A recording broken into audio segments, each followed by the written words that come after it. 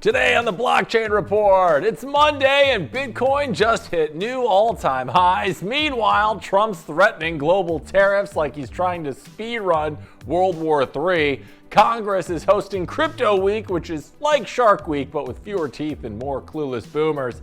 And Michael Saylor, he's buying more Bitcoin, launching 3 new tickers and actively breaking mining supply curves in real time. We've got all this and more on today's show. Let's go!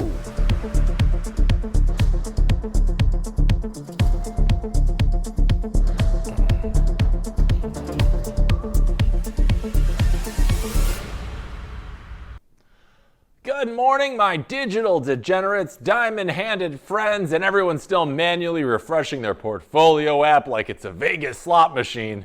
I get it. I'm Hank Hudson, coming to you live from San Francisco, where a studio apartment costs more than Belize's GDP, and the exposed brick is emotionally unavailable. It's Monday, July 15th. Hope is high, dopamine is low, and somewhere out there, Michael Saylor is buying Bitcoin mid-lunge while drafting another Latin meme.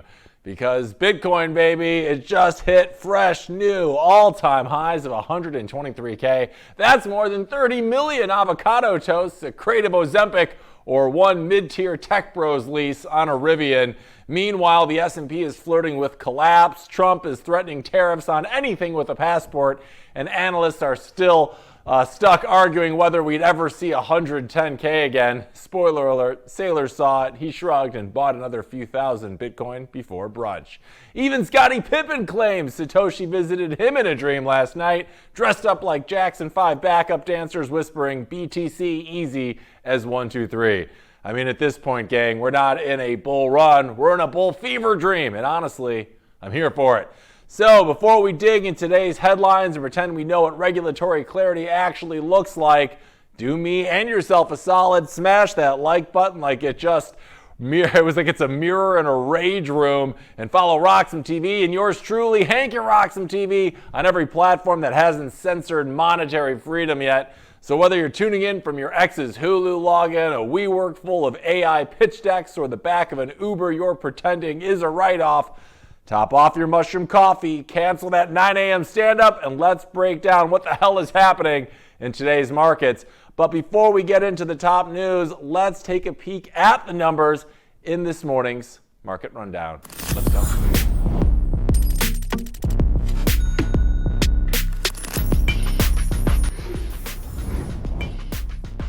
All right, it's Monday, and it is bringing good tidings to all on this beginning of the third week of July. Right now, Bitcoin hovering above 120K. We saw all-time highs early in the AM hours this morning of around 123.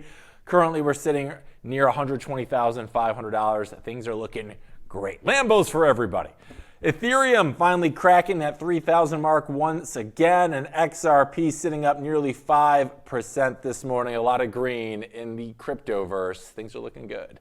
In TradFi, it is mostly more of the same. Dow Jones sitting tighter over 44,000, NASDAQ around 20,600, and the S&P sitting around 6,250. Not a lot of big movers. MicroStrategy is up 2% this morning because, as we know, wherever Bitcoin goes, Michael Saylor is always sure to follow. And their stock price reflects that, currently at $4.43 a share. Wow. We got a lot to talk about on today's show, so let's get right into our bull run this morning. Camera one, run the stinger. Let's go.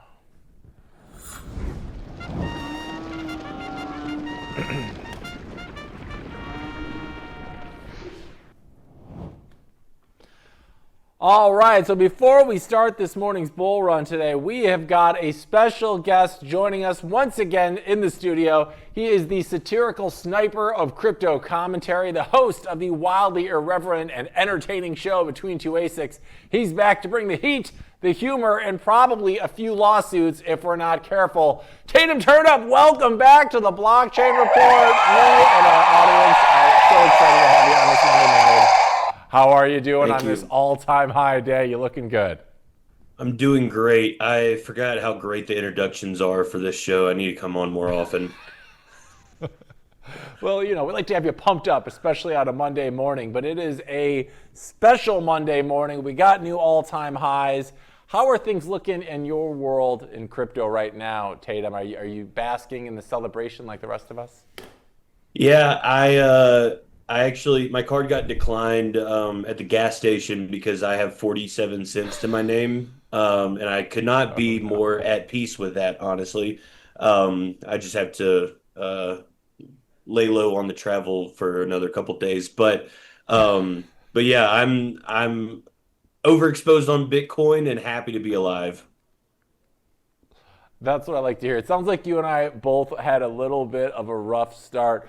At the end of my Friday, car got broken into, stole everything. Thank God my hardware wallet was at home, though. That would have been the worst hit in the world. But hey, as I should have known better, never leave anything of any kind of significance in your car ever in the Bay Area, guys. This is a public service announcement.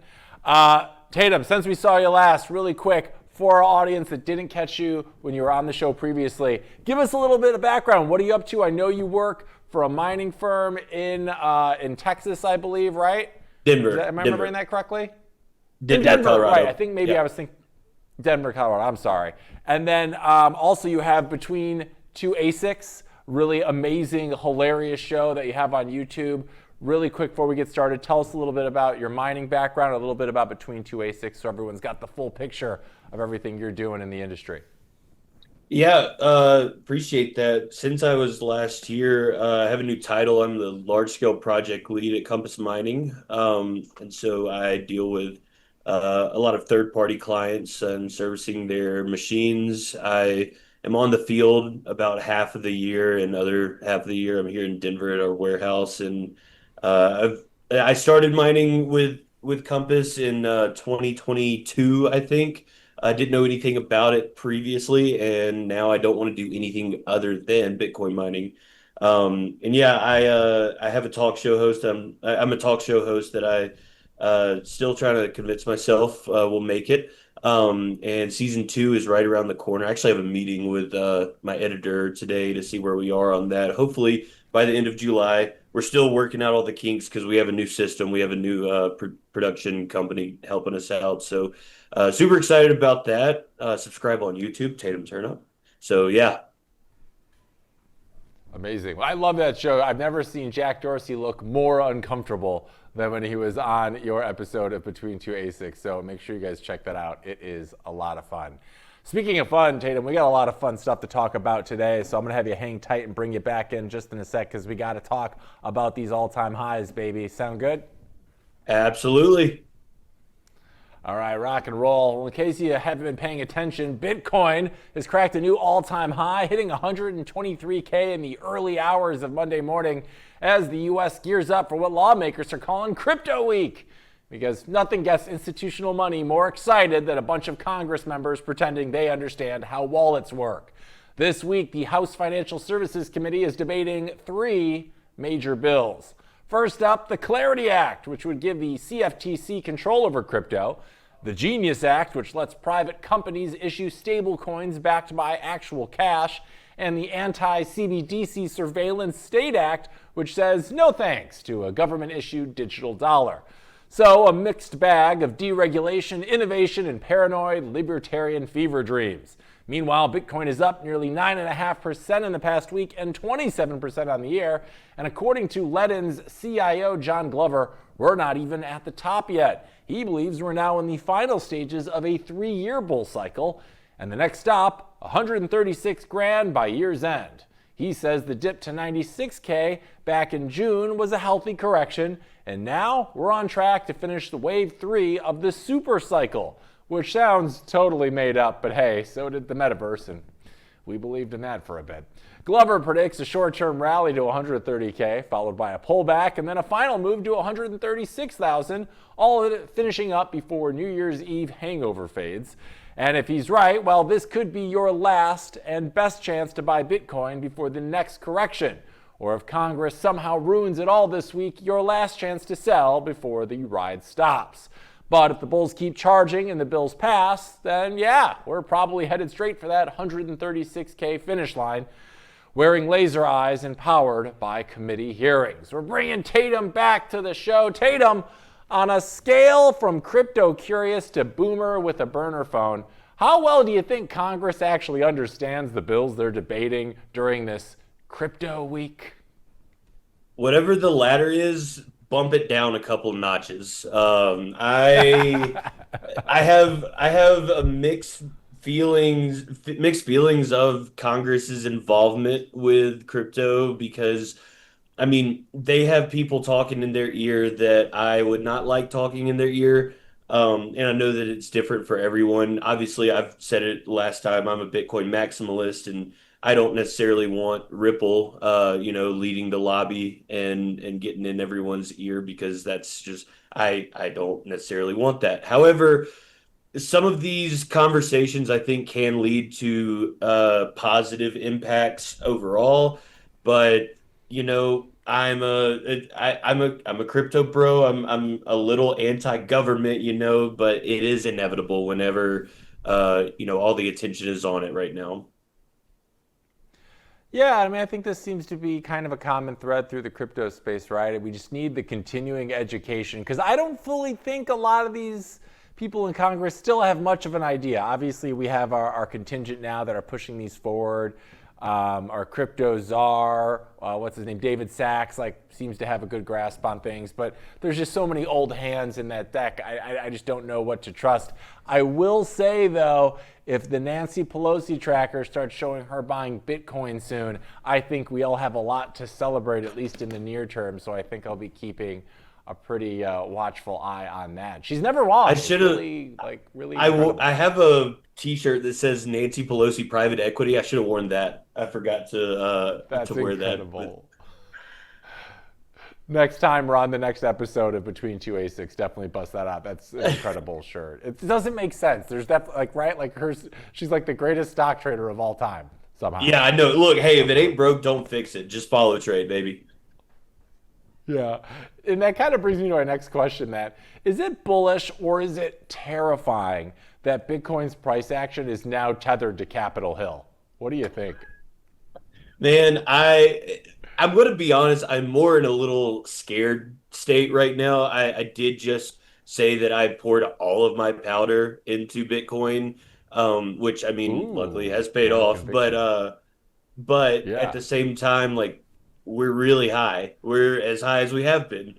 So does that mean is this all like propped up by institutional speculation with, all these Bitcoin treasury companies? Is it actual adoption that's going to stick around? Are we going to see a fallback to 80,000? Like no one knows what's going to happen. The bigger they are, the harder they fall. But I mean, I'm at the top of the ladder, so I'm going to get injured, but I'm going to keep climbing the ladder. So Yeah.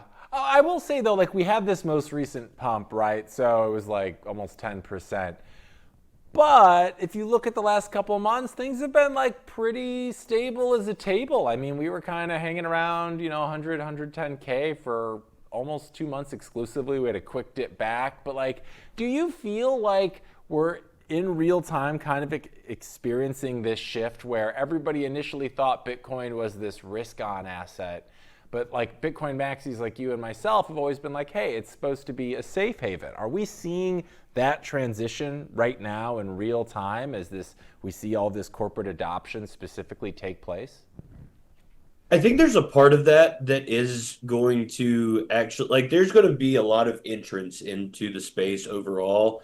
And I think that some people maybe they were, that maybe they've been in Bitcoin and crypto more broadly for a couple of years, and now they're like realizing that this is the mother asset. Maybe I need to rotate into it. But then again, we are also seeing we're kind of seeing that altcoin summer that people have always kind of memed about. And overall, Mm-hmm. crypto is starting to rip. So it's kind of worrisome to think about like is that going to drive some people to go for those short-term gains and kind of lose sight? But I mean, it's a cycle. It's what people like. I was trading crypto with 100x leverage before I was a Bitcoin maxi because I wanted to chase those short-term gains. I saw some really high highs and I saw some really, really, really low lows. And Yeah. then I realized it was a lot less stressful just to DCA into Bitcoin. And I think that a lot of people are going to learn that now in this cycle because that's the winning play right now. If you've been DCAing into Bitcoin for however long, at whatever frequency, at whatever size, you're winning. So, I think it's going to flush some people out. It's going to bring some people in, and we're going to see a lot different crowd. We're going to see a new real freshman class of Bitcoiners, I think, be born right around this time. Yeah, and you mentioned altcoin summer, which coincidentally coincides with one of my other favorite summers, hot girl summer, also great.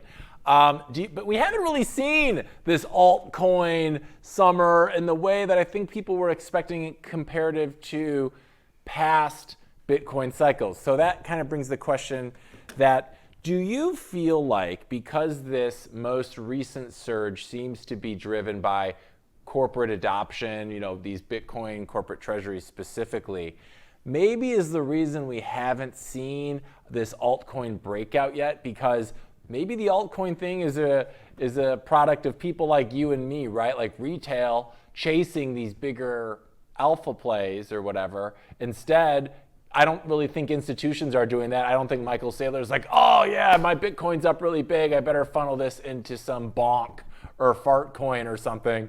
So do you think maybe that the reason we haven't seen altcoin summer yet is because this has been primarily driven by institutions and not retail traders? I think that does play a part in it. And I do think also that we're just a little early from the like this run. I feel like is everyone in the crypto space understands that Bitcoin is king. I mean, at least the ones that I pay attention to. When Bitcoin runs, I think that's when people start the speculation of, hey, everything else is about to start running if it hasn't already. And so that's where retail is going to try to. I feel like retail is going to cycle into alts a little more, while institutions are going to continue on the Bitcoin path. So I think it's going to be a mixed bag. Uh, Institutional adoption is 100% the main driver for this, in my opinion. And I mean, it's pretty evident. I don't necessarily even think that's an opinion. But retail is going to do what retail does, and we're going to see a lot of that cycle into alts, I think. Yeah, I think you're right. One thing I really did enjoy about this article is apparently Congress has deemed this Crypto Week. Okay, I'm all about branding. Do you think there's a more accurate name? Should we be calling this something else? Like, is it really Crypto Week or is this something else? Like, you're on the comedic bleeding edge of the Bitcoin ecosphere. Like, what would you rename this week? Crypto Week isn't really doing it for me. This is all about the BTC, baby. What Yeah, would it you might call it? be more of like the how much can we get into your finances week, or something along I that. hate that week. I mean, look, I'm going to have those slighted opinions whenever we're talking about regulation because like I do like the hands-off approach. That's why I became a Bitcoiner. However, some of these things are also in that regard, like the anti-CBDC surveillance state act. Like I am totally for that because a CBDC is the ultimate form of surveillance, in my opinion, aside from having a Hmm. security camera in your bedroom. But Yeah. the Genius Act, the Clarity Act, I don't know how that's going to because the Clarity Act, I think, was the one that which one was it that actually passed the House or Senate? I can't remember now. One of them passed I and think, failed. yeah. Was it? I think I had it up here. I can't remember actually, but one of them passed and one of them failed. So it worries me that if history repeats itself and there's more division on these bills, I think that it could Hmm. just further delay not necessarily adoption, but acceptance, I guess you could say in quotes. As someone who said that they're a Bitcoiner very much in part because they want the government's sticky hands away from their business, do you think it is important, though, for these types of legislations to be passed in order to further Bitcoin's adoption, specifically amongst like government entities and continuing this corporate adoption period that we've seen now? Is this kind of what's the word I'm looking for? It's a necessary evil of sorts in order for Bitcoin to go where it's going to go, or would you prefer it's just totally hands off all the time? I don't necessarily think that it's a necessary evil, but I think that there are some implications that could be beneficial to this new ecosystem that we're seeing that is the Bitcoin Treasury companies. However, I mean, things seem to be doing really well for them right now. So I don't know. I don't know on the back end if there's like these regulations that are preventing them from doing more than what they want to do. I mean, Michael Saylor is creating his own financial market in his own company, essentially. Like you can get any Yeah. sort of exposure to MicroStrategy that I can't keep up with how many tickers there are now. But Yeah. I think that this could be beneficial to those treasury companies. I also think that this could kind of backfire a little bit depending on, the discussions that are had in this week on the Hill. We'll see what happens. I mean, if it ain't broke, don't fix it. I like where we are, but you still Yeah. have all sorts of stuff to talk about, like Samurai. Samurai is still a big topic, free Samurai, and things like Hmm. that, which I mean is not directly what Congress is touching right now, but it does have those implications. I think that it's all connected in a way. Yeah, I feel like the truth of the matter is, though, if we really want to see truly like exponential adoption and growth in the Bitcoin, market and ecosystem, we're going to need to see governments more so, especially like once the United States gets on board. I know we have this reserve right now that's all confiscated stuff, but once they come out and say, hey, we're going to be actively acquiring Bitcoin using government funds, like it's game over, right? So, I Yep. mean, in the best way possible, I say that. Like we're going to see crazy banana curve adoption. So I get you. Like I'd like the status quo is great, but if we want to see Bitcoin accelerate to those crazy price targets that Robert Kiyosaki every couple of the other month is like it's 1 million this year or something.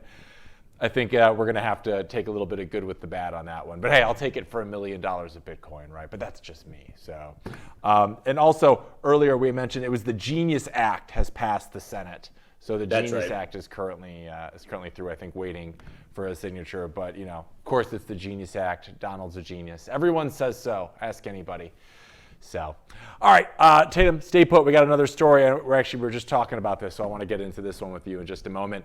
And we're talking about retail because despite Bitcoin tapping 123K this morning, Google search interest for BTC is basically on par with seasonal allergies because according to Bitwise, retail is almost nowhere to be found.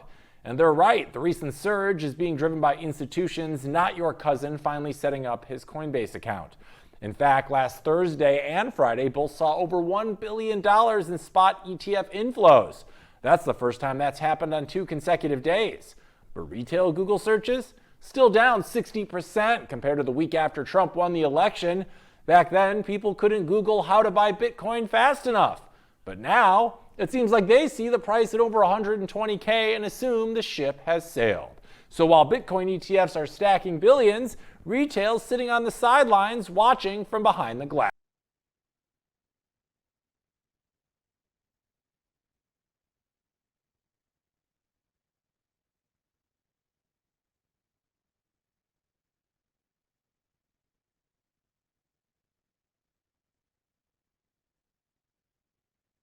100. Bringing back Tatum.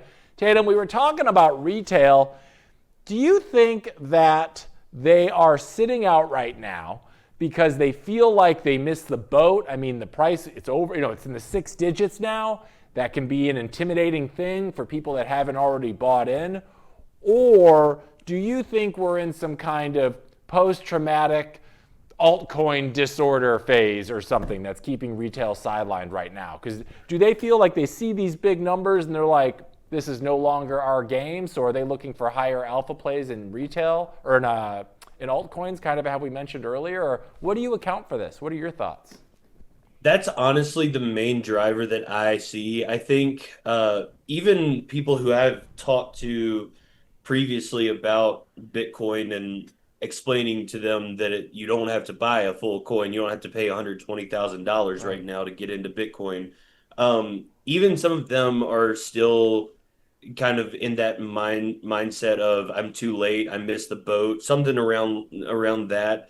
And I think that that the alts are what they think is going to be the play because they want to hit the next Bitcoin and not necessarily for the same them saying they want to hit the next Bitcoin is not what other people say when they say the next Bitcoin. I think like they want those big gains. They want to buy XRP for a couple of dollars and it be worth, $120,000 Right. later on or something like that. And so I think that that is a big part of it because I mean, the numbers of Bitcoin are scary. If you look at Bitcoin out of nowhere and you just see $123,000, like, damn, I missed that boat. Even me, like being in Bitcoin for as long as I have, I still look at that and feel like I did miss out a lot. Even though I am Yeah. highly overexposed to Bitcoin. But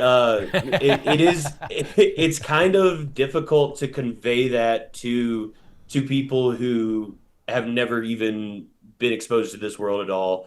And so I do think that that people are sidelined a little bit because it's too intimidating.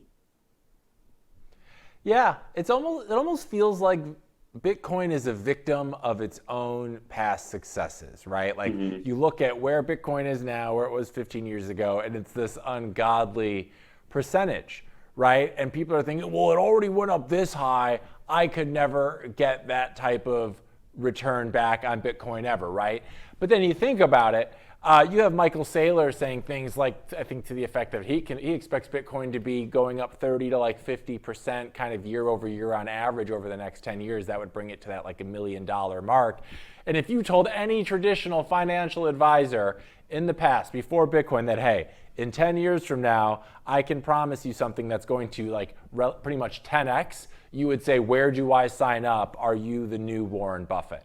But because Bitcoin is like 1,000,000% up, 10x is no longer even enough for people because they've seen these higher percentage gains in the past. And to your point, like felt like they missed the boat. Kind of a funny story, and I've told it once on the show before, is I was hanging out with a buddy of mine on a golf trip a few weeks ago, and he was telling me, he was like, you know what I did a couple years ago? I'm stupid.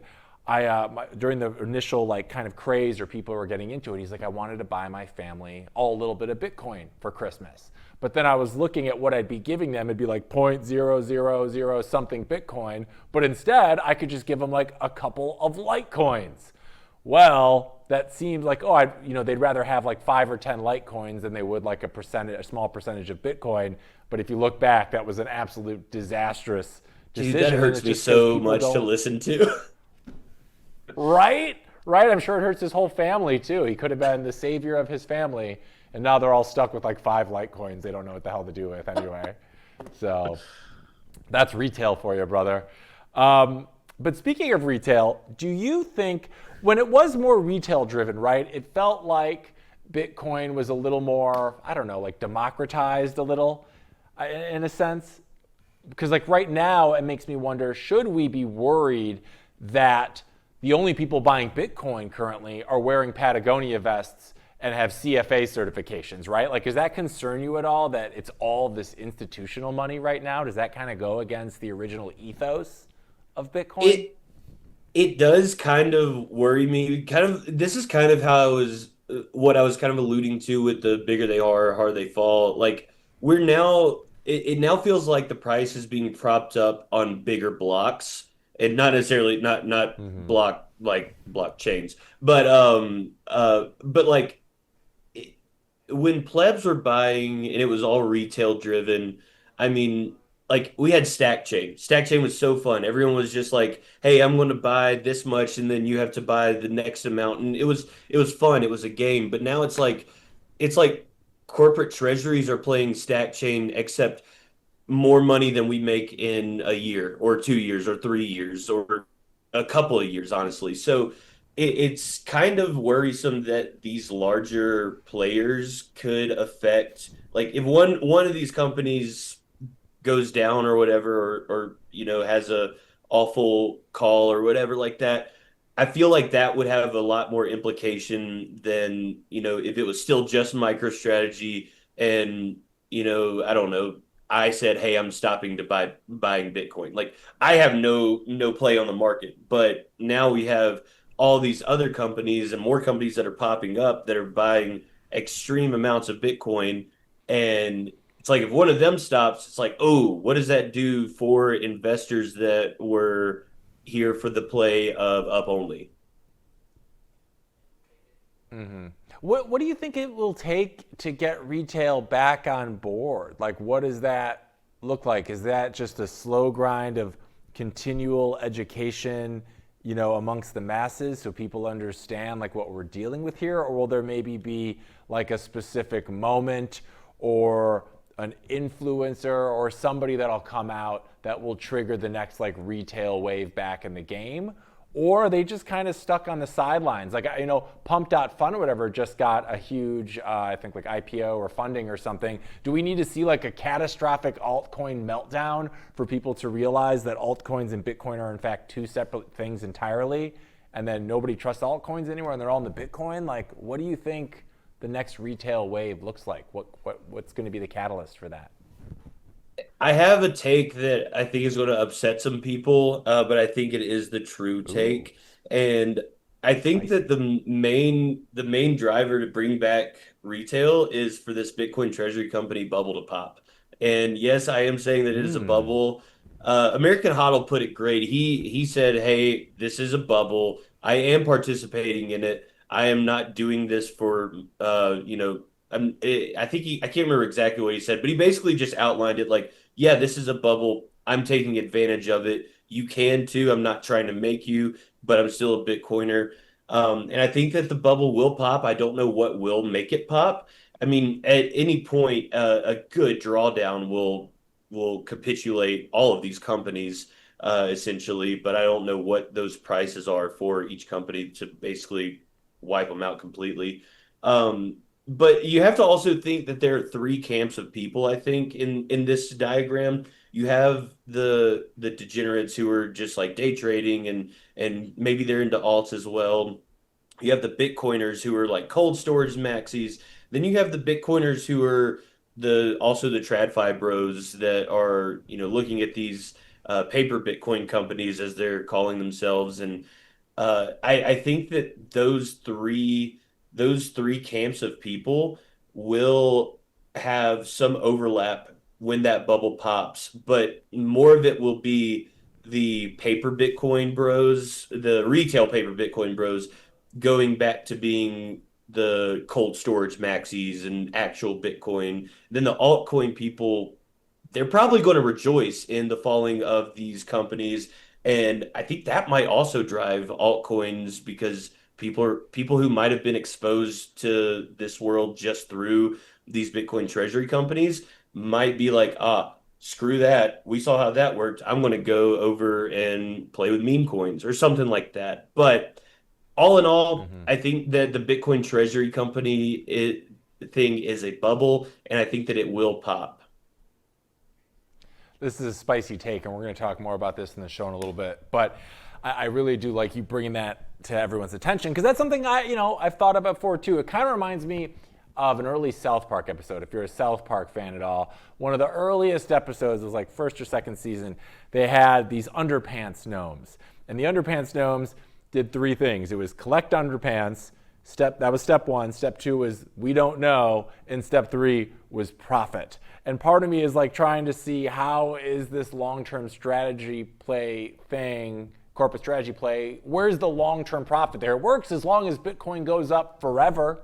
But as we've seen, Bitcoin is very notable for having large drawbacks, 30%, 40%, right? So to your point, what happens when a company that's not strategy, that hasn't been buying for a long time, whose entire cost basis is around, I don't know, 110K, if we go down to 90, does that trigger this domino effect where they have to sell their shares because they're underwater and then the price starts going down and then all these other companies have to follow suit, right? Like that's I think a pretty real concern right now. Yeah?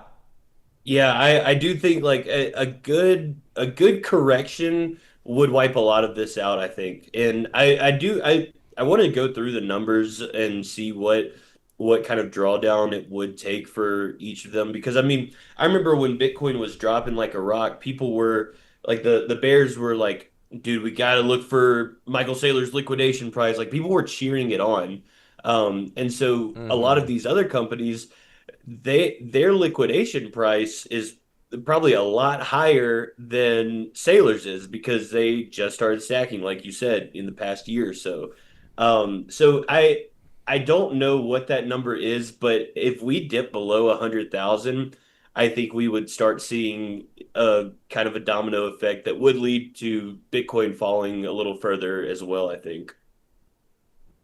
What's your biggest concern with the corporate Bitcoin treasury strategy? Is it that we could just see a pullback and then obviously we're going to get all these potential liquidations? Or one thing I've noticed is it seems to be the new playbook for businesses whose underlying business isn't really doing much. So they're like doing this pivot. So I feel like it's fine to put Bitcoin on your corporate treasuries if you're still making money with the underlying business. But if you're like GameStop, who's bleeding money right now, like nobody's really buying physical video games the way they used to, right? Or and whatnot. It's really consoles are the big thing, hardware-wise. If your underlying business isn't doing good and you're putting all of your assets into Bitcoin or such a large percentage, that I think is kind of where the danger lies, right? If your business is doing fine and you're still making money and you're managing your treasuries appropriately and acquiring Bitcoin at a safe clip, probably not a big deal. But like even Micro or Strategy, I don't think they've done a ton of new stuff with their software, right? So if they were to see a huge, if they ever sell, right? Do you think that could cause a cataclysmic domino effect throughout the entire corporate treasury ecosystem? I think that strategy is the domino that would break everything, but I think that that domino has a Yeah. really good structure. I feel like that's pretty well glued to the ground if you want to use that analogy. But that's something I've thought about. Like Mm-hmm.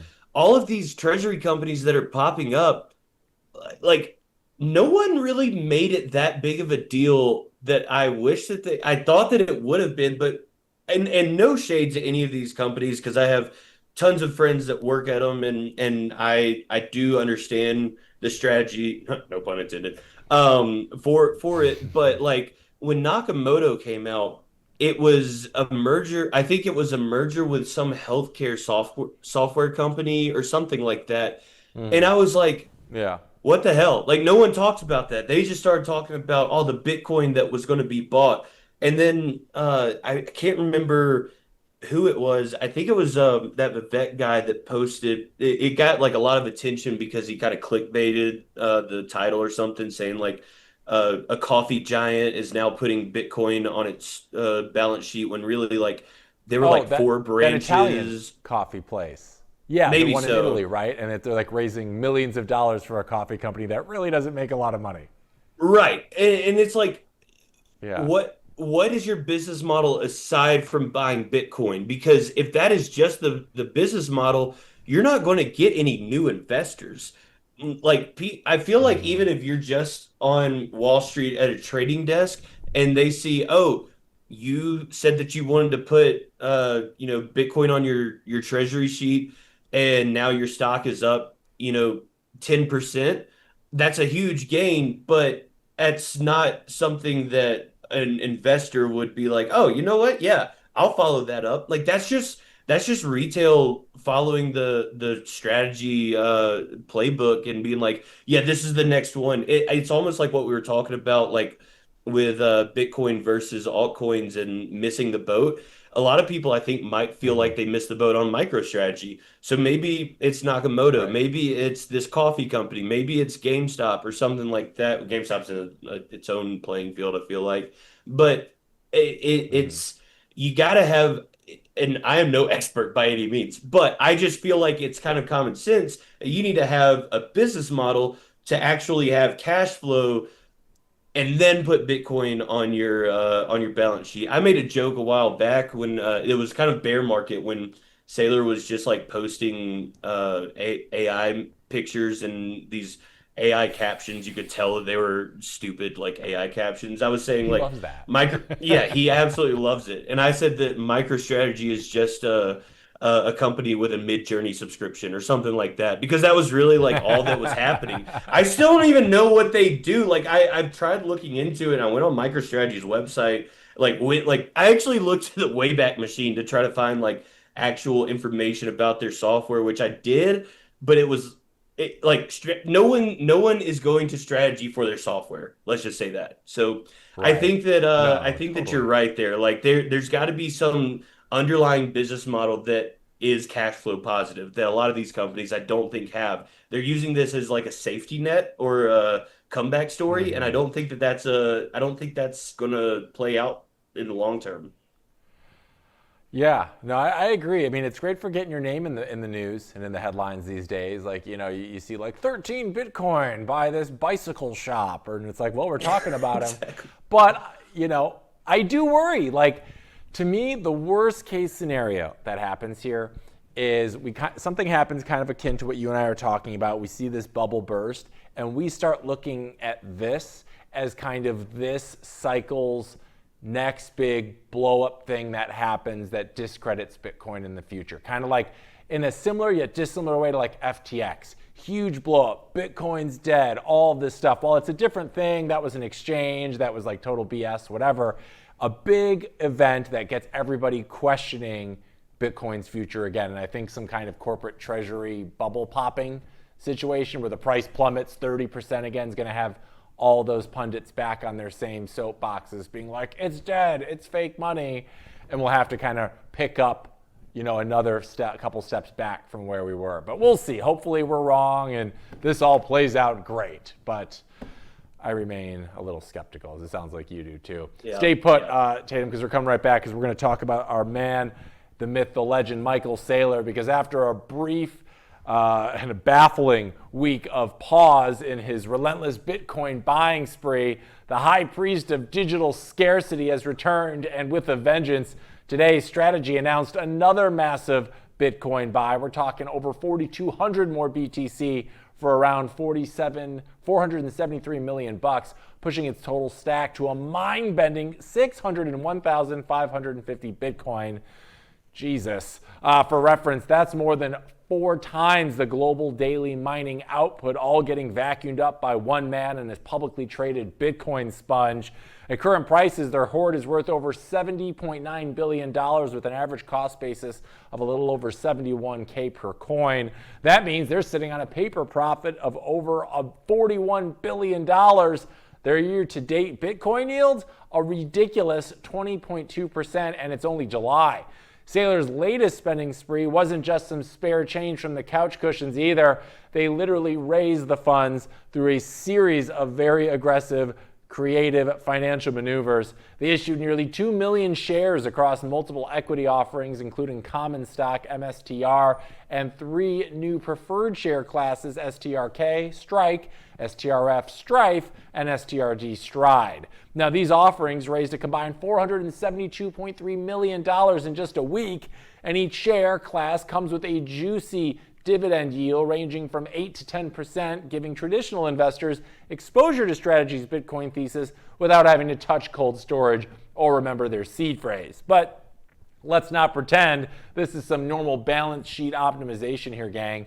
Analyst Adam Livingston dubbed Saylor's acquisition pace a synthetic halving, effectively reducing the available Bitcoin supply faster than the network itself can adjust. And the timing? Well, it couldn't be better for Bitcoin believers. BTC, as we know, just smashed through new all-time highs of over 123,000, vaporizing $1.3 billion in short positions in under a minute. The market cap has surged to $2.39 trillion, officially leapfrogging Amazon to become the world's 5th largest asset. CZ, the former Binance CEO, even chimed in, calling the milestone just a fraction of what's coming next. And if Michael Saylor keeps up this pace, that price prediction might not be far off. Because this isn't just accumulation, my friends. This is monetary conquest. So yeah, Saylor's back on the hunt. He's armed with billions and buying faster than miners can print and dragging Bitcoin's price action with him like it's tethered to a rocket. And if this bull run is a banquet, Michael Saylor is sitting at the head of the table carving up every last sat. We're bringing Tatum back. Tatum, Michael Saylor, is he still a visionary or is he now just doing performance art with shareholder capital? Because I can't tell. This is getting outrageous. Yeah, honestly, What do you think? I can't really tell either. But I mean, obviously it's working for him. He's still our Lord and Savior of Bitcoin, as everyone says. But you know, he has set this path that others are adopting, and I think that that's part of the risk that these treasury companies show. Like MicroStrategy has hit that run. They have the first mover advantage, but this only, like you said, it only works when it's fully going up only. But I mean, Michael Saylor might know something. Who knows? He's been buying like a madman, and now he's back to it. And strategy is still one of the top holders of Bitcoin. So I don't know. You know, it's interesting they deemed what's going on here as a synthetic halving, right? We're in what's supposed to be the bull cycle of the most recent halving. So it kind of begs the question a little bit. We've seen some outlandish price predictions from people, the Changpeng Zhao's of the world, the Samson Mao's. There's Hogan over at Bitwise is calling for 200,000, all of which I felt like were a little high personally. But if you're going to call this a synthetic halving, which is supposed to be on top of the bear market of the most recent halving, it makes me wonder, are maybe our price predictions for Bitcoin during this 2026 cycle or 2025 cycle not high enough? Like, we've had so much bullish news the last 2 months, it has been surprising that we're only seeing this move most recently. I thought we'd be a lot higher given all of the bullish narratives going around. But do you think there's a chance that maybe we've actually been underestimating this potential bull run? Because I don't think anybody was necessarily factoring in corporate Bitcoin strategy plays to this effect during this cycle. So maybe is 200,000 plus by the end of this year a lot more realistic than we initially thought? What are your thoughts on that? I mean, that does sound like, I mean, I try to stay away from price predictions because, unless you get it nail on, it's always kind of discouraging. And then also people call you a liar. But it is fun to speculate. And I think that those higher numbers might be more realistic. I did like how they put it as a synthetic halving because miners until the next halving are going to be producing 450 new Bitcoin every day. The more treasury companies that pop up and are going to continually buy, that's going to be less that's out in the market every day. The supply shock is going to happen, I think. Well, I'll say it this way. I right before the halving, I said that there was going to be some event that was going to be like the supply shock event. I don't know what that event is, and I don't know if this is going to lead to the supply shock event. And when I say the supply shock event, I mean that miners can't keep up, exchanges can't keep up with how much is being demanded. It's going to have to be all OTC, which at this point, I think a lot of it is already OTC. And I think that some of the reports I've seen, I don't know how to fully check what's available on OTC. And I don't think anyone really can. But I've seen that reports of OTC desks are dwindling in their availability. So I think we might be seeing supply suppression right here. And I think that that is going to be propped up with even more companies coming on.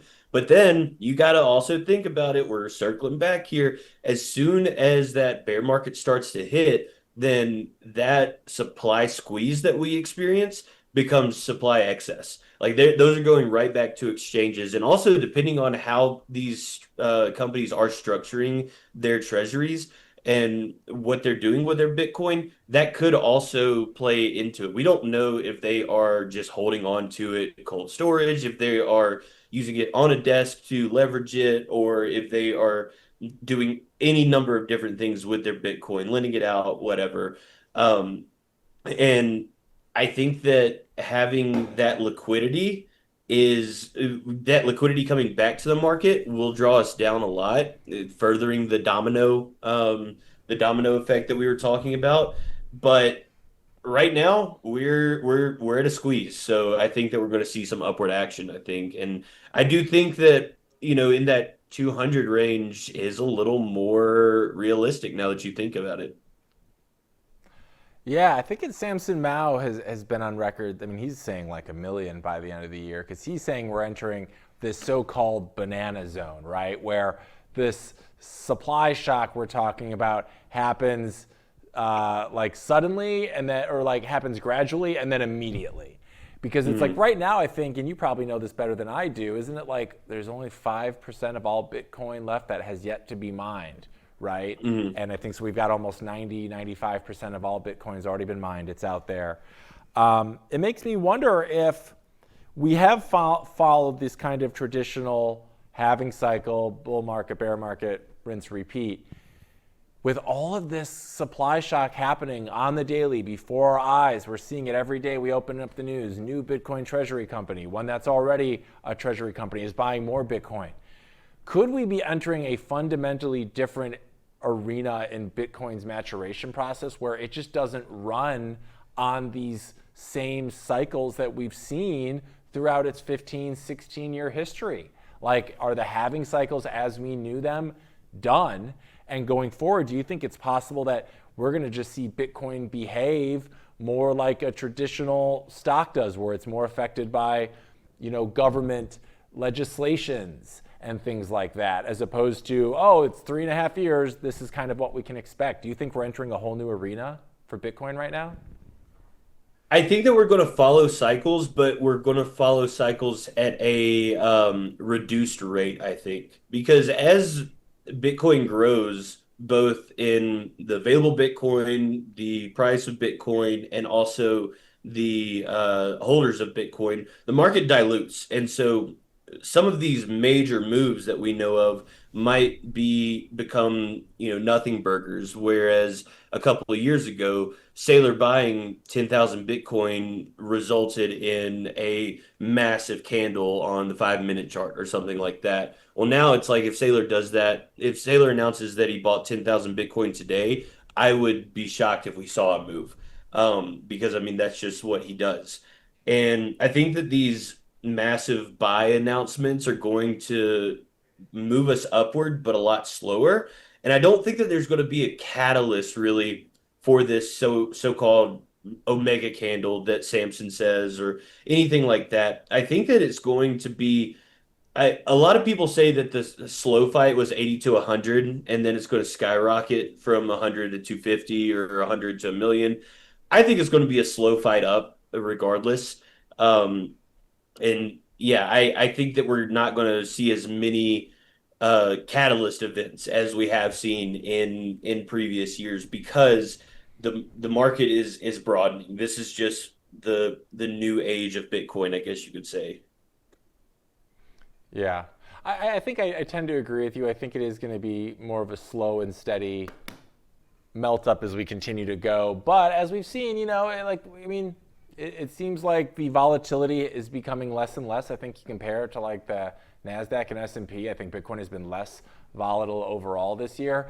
And the one thing that, we talk about it all the time when we're talking about why Bitcoin is such a perfect store of value is that hard cap. And correct me if I'm wrong, I can't think of any other assets that are like that have that feature to it, right? Like we talk about gold all the time. There's a freaking comet right now they just identified that has 4 quadrillion tons of gold. So like gold can be found in other places within our world or in the in space. So it's not finite, but Bitcoin is. So it almost makes me wonder that we have no freaking idea as to how this could actually play out, because this is the apex asset. This is unlike anything we've had in human history, right? So it's like everyone's guess is as good as yours or mine right now because I don't think anybody knows.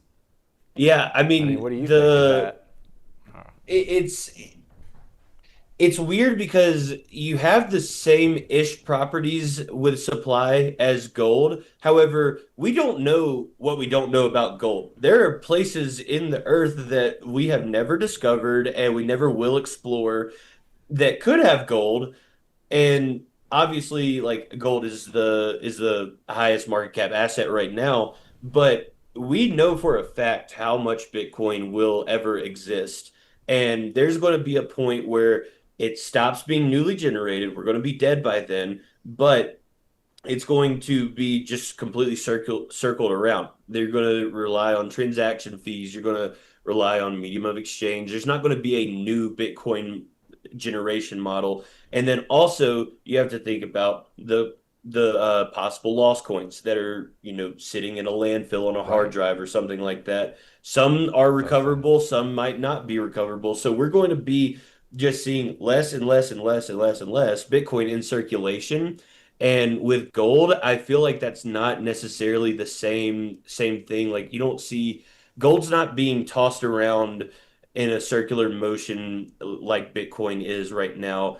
And I don't necessarily know the statistics of gold on how much is created every day, like mining, because I can do that from my computer really easily and verify that, whatever. Hmm. But yeah, it's the supply cap is going to play a part before we see the actual cap be hit. And I'm excited for that because I mean, I'm not going to be alive for the last Bitcoin reward or Bitcoin block subsidy to be awarded. But I do think that before that happens, while I'm still alive, we're going to see that shock to where there's not enough Bitcoin being generated every day for me to buy what I'm regularly buying today. Like it's going to be so much more as price, but it's going to be so much less in supply. So I think the demand is going to continue to rise while supply is going to be squeezed. And as these Bitcoin treasury companies are popping up, then yeah, that's going to also deplete the supply. Is it going to circle back into the supply later on? Who knows? But we're going to see that cap is going to start showing itself later in our lives. But I think that knowing it now is going to set the tone for a lot of these companies who are adopting this strategy, I think. Yeah, no, I think you're right. And we still haven't even really experienced a world, at least you and I haven't, like here in the United States, where you, myself, and people we know are actively using Bitcoin to buy goods and services. Like I feel like once we get to a place where I feel like the user interface is simple enough where your mom and my mom or our parents can go and just use our phones with a button click, then it's like that I think is the next big leg up. And that might be the next cycle, right? Like right now it's Bitcoin treasuries, that's the big thing now. But the news of the day will really be Jack Dorsey's dream being fulfilled, your buddy, that we will be spending Bitcoin and transferring it to each other all the time. And then it's like, who knows? 21 million in a world of 8.5 billion or whatever we got now. I like those odds, baby. I like them. Stay put, Tatum. We got another story I want to bring you back for. This one's a fun one, so I can't wait to get your take on this. Well, gang, in today's episode of crypto's weirdest bull market ever, NBA legend Scottie Pippen has once again taken to Twitter to share that Satoshi Nakamoto, yes, that one, visited him in a dream again, his second dream. And this time, Satoshi showed up with an afro and an outfit straight out of the Jackson 5 wardrobe department, crooning BTC, easy as 1, 2, 3. Not his words, not mine. Because apparently, when Bitcoin hits 123K, reality just gives up and goes to Scottie Pippen in dreams. Now, the Pip said that Satoshi's cryptic message hinted at a short water break before Bitcoin goes to the next level, as he deemed it, likening the market to a Hall of Famer catching his breath before dropping 40 points in the second half. Or in other words, maybe a short dip is on the horizon, but the pump is definitely not done. Also worth noting, if Satoshi's alleged 1.1 billion or million Bitcoin stash continue to climb in value, it could soon surpass Warren Buffett's net worth. So yeah, we are officially in the part of the timeline where the invisible founder of magic internet money is about to eclipse the most famous value investor of all time. And he's delivering prophetic price action updates to Scottie Pippen in dreams while singing and dressed as a member of the Jackson 5, of course. Now, Pippen, he isn't just tracking Bitcoin and he wants you to know it. He's got a personal watch list, in fact, that apparently includes Ethereum, XRP, Shiba Inu, and Dogecoin, because why wouldn't a 6-time NBA champ be following meme coins and XRP court cases while communicating with mythical crypto founders in the astral plane? Welcome to the 2025 bull market, my friends. Tatum, we're ringing you back. Oh my gosh, Scottie Pippen's back in the news. I don't know why we're still listening to him, but we will. Now, I want you to be honest with me. If Satoshi showed up in your dream dressed like a disco prophet, what would you ask him? And would you believe him if he told you to buy SHIB? Because this is what Scottie's trying to get us to swallow. I mean, but I don't buy it. if I saw Satoshi Nakamoto dressed as Jackson 5 in a dream, I feel like I would be waking up in fear, and then I question what I ate before or something like that. Like I don't know. This guy he's on one. This is 2 dreams that he's had. And then on stage with Michael Saylor, he said that he met him in 1993. I just do not understand what's going on anymore. And of course, I don't believe him whatsoever. However, we also know that anything happens. So if he is telling the truth, I'll eat my pants. But like, what the hell is all I can say, honestly. Bro, you got to get him on Between Two ASICs. I swear. The shit you could ask him, I can only imagine. I feel like he's just trying to stay relevant. I don't know, but it's absolutely that. He had a metaphor, right? It's like, hey, it's like after that Last Dance Chicago Bulls documentary came out, he's just been doing and saying anything. It's like, I don't know what I'm doing now. I need some money. Let's how about we launch a meme coin? This is the Game 5 ball coin. Like, shut up, dude. Oh, dude. And he's always calling himself the original Bitcoin bull. And I'm just like, I see what you did there, and I don't like it. Yes. He did mention he did mention in the story that his metaphor was that Bitcoin's just taking a water break before it drops 40 in the second half. Do you buy that logic? Are we in the mid game? Is Bitcoin about to drop 40 on us? Or is it already dropped 40 and we're right now in overtime and just seeing what additional action we can get to that price? I'm gonna be completely honest. I think that what happened was that last year when Scottie made that tweet about his first dream where Satoshi like forecasted, what was it, like $85,000 Bitcoin or something by November, and then it hit 90,000. Everyone was like, oh, this is not a good look for the deniers, including myself. No. I honestly think that he might have just gotten a little cocky with that, and he thinks that he might be able to drive the price of Bitcoin. I don't know what he means by water break. I don't know. Like, he was very vague, and I think he was doing that on purpose so he could start. Maybe this plays out where he can say, I told you so. I did meet Satoshi, and he talks to me in my dreams, because that's completely normal. But I mean, I don't know. I don't think that he has any additional information. If he does, that changes a lot for a lot of people, and I don't like that. But, it's fun to watch. I guess it brings me the question, like, it's always great, you and I as Bitcoin maxis, we love when we're having people in pop culture talk about Bitcoin. It helps spread the gospel, in a sense, right? But then you have a guy like Scottie Pippen who's saying a lot of the kind of silly things that he has been saying. I mean, the Satoshi dreams, promoting these ridiculous coins. Does a guy like Scottie Pippen, who's like clinging on to the fringes of relevancy, does him talking about Bitcoin in the context in which he does in these other coins, does he actually help promote Bitcoin, or does this kind of like silliness that he is a part of actually detract from like people taking it seriously? They're like, oh, Scottie Pippen was shilling Bitcoin. I can't buy into this. Is he good or bad for the space? What do you think? That's a really good question, honestly, because I mean, people like you and I, and arguably most other Bitcoiners, will hear what he's saying and dismiss it. I don't know. I would love to be a no coiner and see him say that. Like the tweet and the first tweet and the coming to fruition of the prediction as a no coiner, Hmm. I'd have to imagine it would be kind of weird. Like, okay, maybe I do need to pay attention to this guy. He might know what he's talking about. But at the same time, also, you got to admit to yourself that you listened to an old basketball player tell you about a dream he had, and that's what you make your financial decisions on. So the jury is still out if he's good or bad for Bitcoin.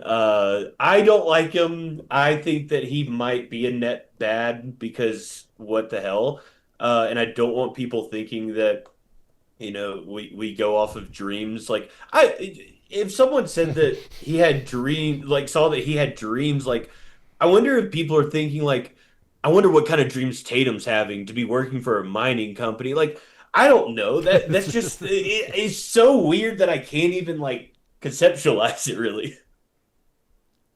Maybe that's the new thing. It's no longer getting orange pilled. It's getting Satoshi. It's getting spirited by Satoshi. So if Satoshi Yes. comes to you in a dream, that's the new you getting into Bitcoin. I legitimately worry though, because like some of Middle America, I love most of you out there. I'm from Middle America, but I worry that people are like, honey, he's a 6-time NBA champ. Of course we should listen to him and buy more bonk coin. Like, I'm legitimately worried about that. We give public figures way too much, what's what I'm looking for, credence when it comes to their opinions and what they know about anything. And Scottie, I love you on the hardwood, but I'm just not buying this Satoshi Bitcoin fever dream stuff. As fun as it is, though, I love talking about it, though. So Right. It's always going to be keep 'em on, fun guys. to see a random tweet. Like one of my favorite tweets from Scottie Pippen is it encapsulates who he is now, and it doesn't have anything to do with Bitcoin. I think he posted,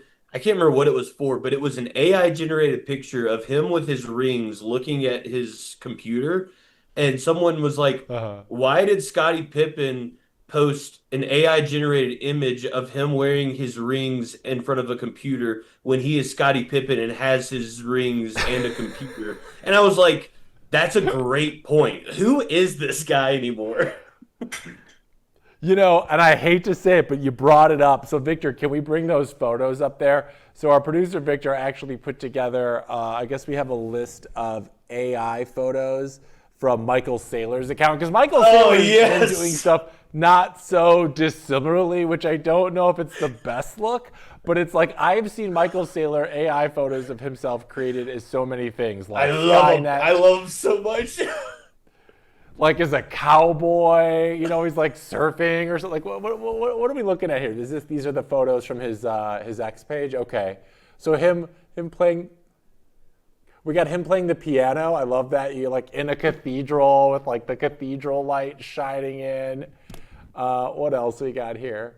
Oh, I Him love the one riding. with It him looks like at a, the end of the table there with the what is that like computer motherboard or something? That's actually hard as hell. That's sick.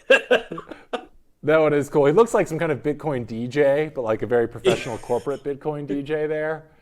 Uh, What other ones we got here, Victor? There were some good ones. I think I saw one of him. I like the Top Gun one. Okay. I bet it's got some kind of caption like Bitcoin's the Top Gun or Yeah, something, you exactly. know. That's the exact way. Like I started going through and like making Michael Saylor-esque tweets where I would say, give a thought-provoking 6-word tweet promoting Bitcoin, and each word uses at least 3 syllables or something like that. And it came up with, Yeah. you would think that Michael Saylor tweeted them. It was crazy. It's just like a perfect formula that he's got for this. He's probably using the same formula in ChatGPT to create like his own tweets. Let's see a couple of more of these really quick, and we're going to go to break just because I really do enjoy his AI ventures. Okay, we got like the old timey, like what's the caption like with like this, like uh, Bitcoin's the original gold standard or some shit. Like, you know, he's definitely got some kind of weird thing, but I love it. I'm here for it, Michael. One Oh, day the I hope that Steve we can Jobs go one over was all of so these. funny whenever I saw that. Where I can't remember Hold what the on, let's caption go to this. was.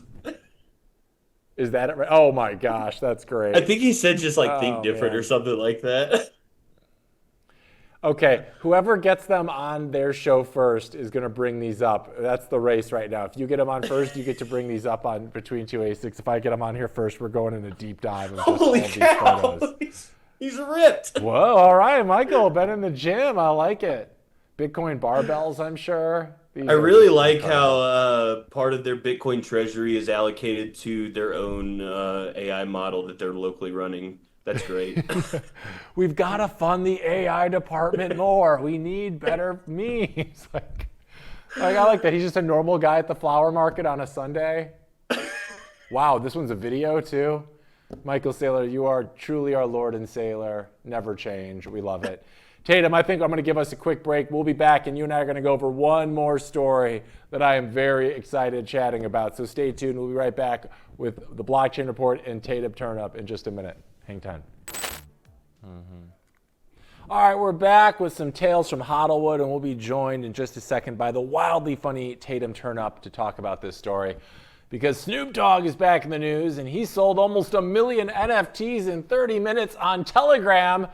You heard that right. One man, one messaging app, $12 million raised in a half an hour using digital swag bags, weed-themed collectibles, vintage cars, and of course, digital dogs with the 2 Gs. Honestly, it's the most 2025 sentence ever written, and while the NFT market has been mostly in a coma since 2022, this Snoop drop looked suspiciously like a revival. Great. Telegram's founder Pavel Durov hyped it as the start of a new era, and he might be right. Telegram's Ton blockchain is becoming a serious NFT playground with minting and trading launching in 3 weeks. We're about to find out whether this was a one-time nostalgia binge or the beginning of actual NFT utility. But let's keep it real here, fam. NFTs, they were fun, kind of. They were weird, sometimes even borderline cool, but definitely not where the real money is. If you want gains, not gifts, Bitcoin has proven to be the better bet here. It's consistent, it's scarce, and it's up-only energy in a world of clown cash grabs. Even Snoop's drop, while impressive, is still more collectible than capital asset. Analysts say this kind of success could hint at a more mature NFT market, one built around platforms and functionality instead of hype and rug pulls. But they're also quick to admit that NFT volumes are down, sales are down, and value propositions are still, let's say, abstract. So yes, you can buy a digital lowrider or an animated blunt from Snoop, but if you're trying to actually build wealth, there's a 4-letter word for that, and let me tell you, it ain't NFT. All right, we're bringing back Tatum. Tatum, Snoop is in the news. He's around. He had $12 million raised in 30 minutes for animated blunts and digital dogs. Is Snoop a marketing genius, or are we just getting high on JPEGs all over again? Dude, I before the show when you said this, I thought it was the most 2021 thing I've ever heard. And Yeah, honestly though, like Snoop Dogg, you gotta respect him because he's got his hands in some sort of business venture, whether it's, partnering with Martha Stewart for Bic lighters or, NFTs with Telegram. Like one thing I do think is interesting is that this was on the Ton blockchain because I've heard about Telegram doing their own crypto thing for a while, but I haven't really seen this seems like the first real integration to actually using like I forgot they even had a blockchain if we're being honest. So I think that that's yeah, interesting, but again, this is the most 2021 thing I've ever seen. Don't get me wrong, I used to be a big NFT head. No one believes me, and I'm glad that they don't. But dude, it's had its run. This is not where the money is.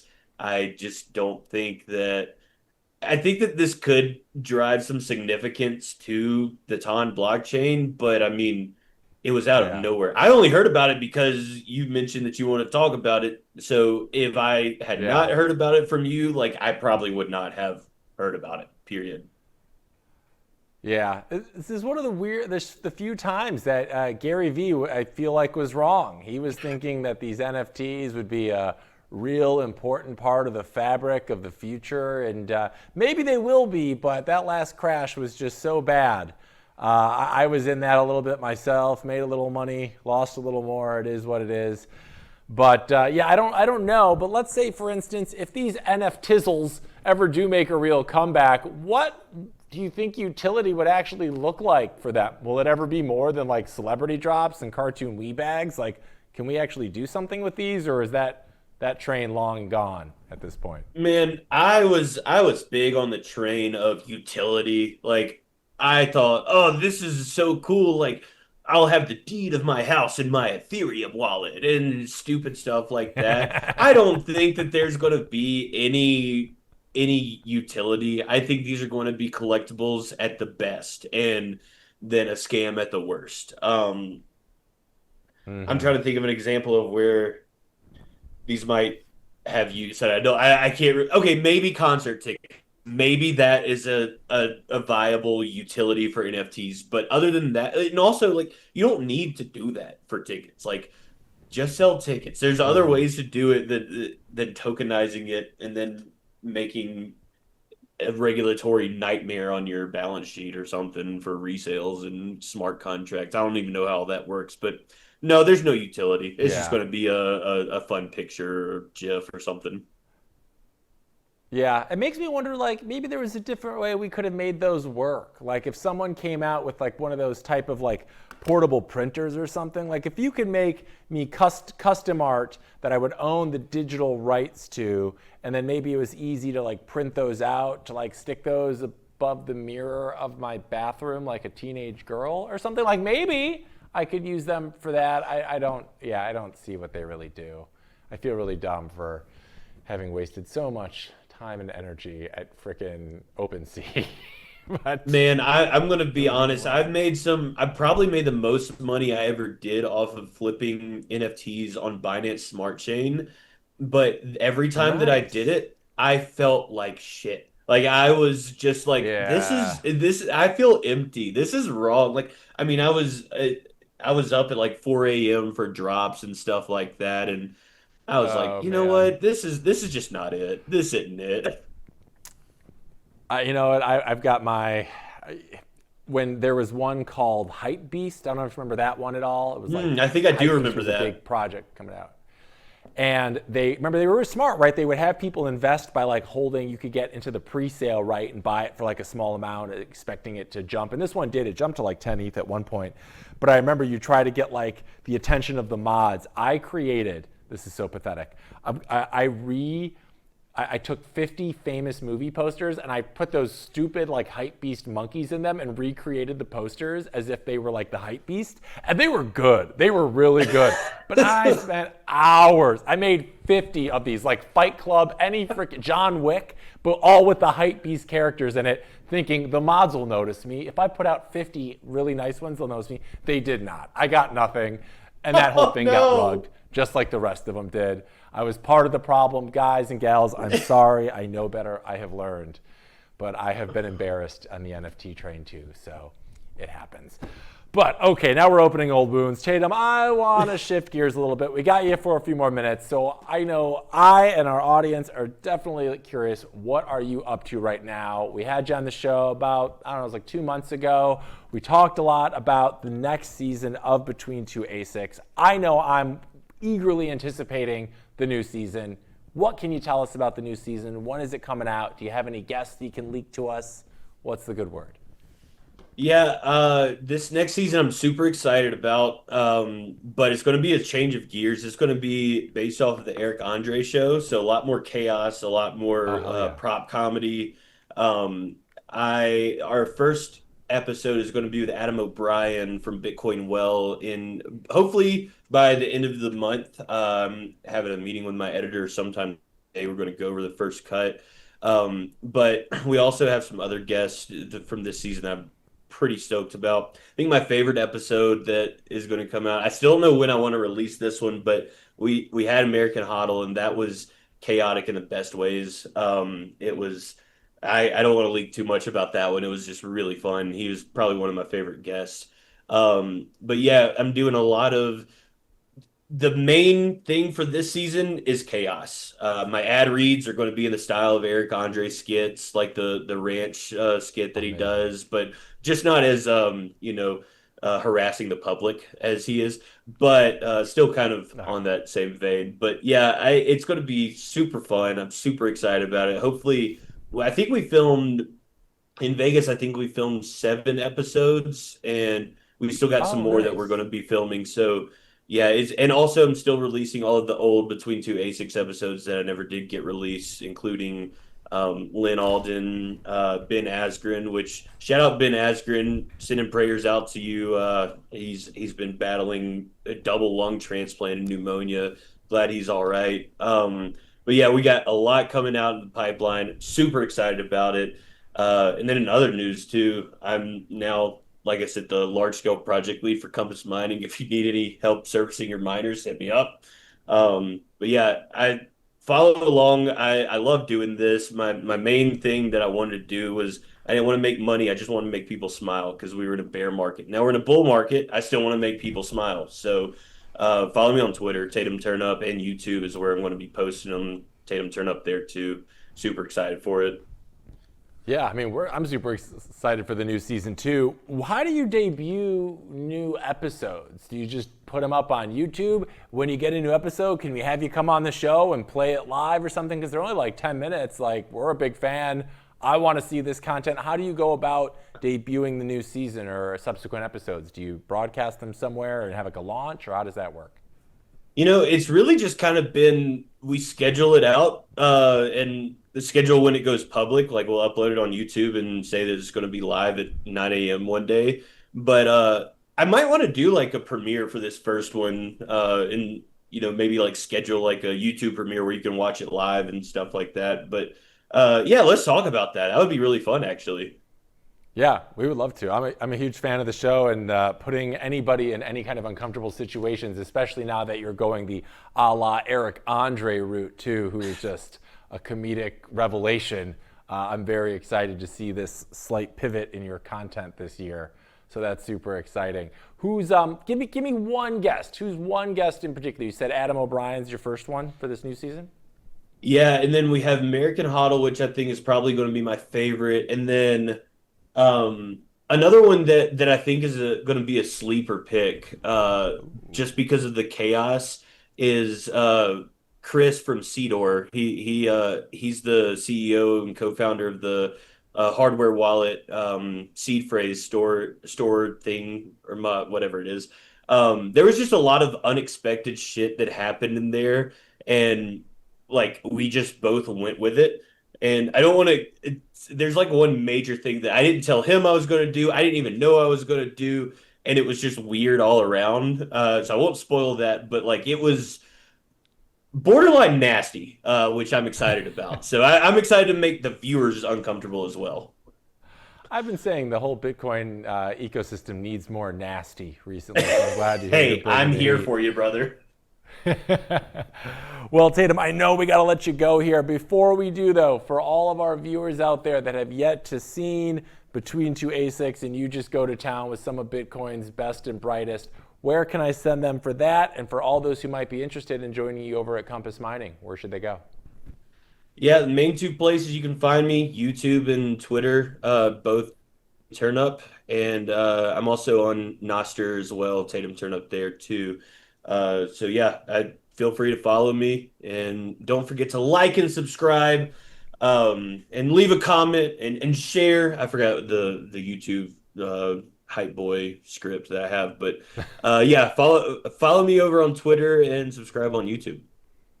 Amazing. Well, Tatum, it's always an absolute pleasure and a great time having you on the show. You got to let us premiere one of your episodes one of these days. It doesn't have to be the first one, but we sure would love to help get out the good word because I'm all about that content, baby. And so keep making it. We appreciate you and your time this morning. Thanks for joining us. Absolutely. Thanks for having me. It's a blast. Oh, pleasure's all mine. All right, we're taking a break. When we're back, we're going to close up this or today's episode of the Blockchain Report. Stay tuned for a little bullish, bearish BS market update, maybe a little something else. We'll see. We'll be right back.